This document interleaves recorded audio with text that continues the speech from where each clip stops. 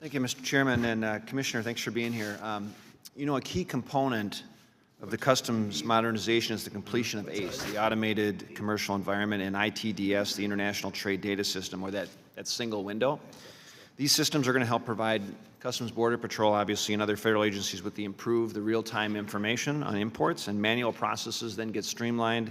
They're automated, and 200 different paper forms are ended up being eliminated. I know that ACE has been in development for a long period of time, but I want to commend CBP, the Customs Border Patrol, for the great strides you've made in the last couple of years towards the implementation.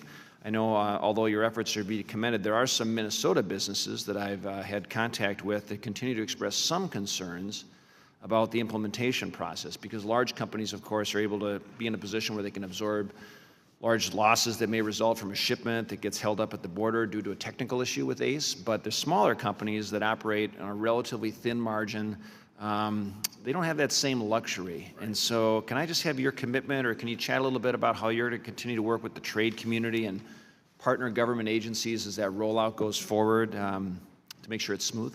Sure. Part of the fact that in our authorization that you have affirmed that there will be a standing committee that will report with or to the commissioner that represents trade stakeholders, freight forwarders, business people, importers, manufacturers, et cetera. We've had that in place for a number of years, but frankly, a change in administration could have done away with that. The fact that that is in the law now, I think, is one very helpful. So 4 times a year for 2 days each, we get direct feedback from the people that are doing the work. And we've had great participation in that. So I would commit to you 2 things. One is that we are very intent, and after all of the platforms that have been launched, that ACE will be a running, viable commercial entity for both the private sector and also for government by the end of this calendar year.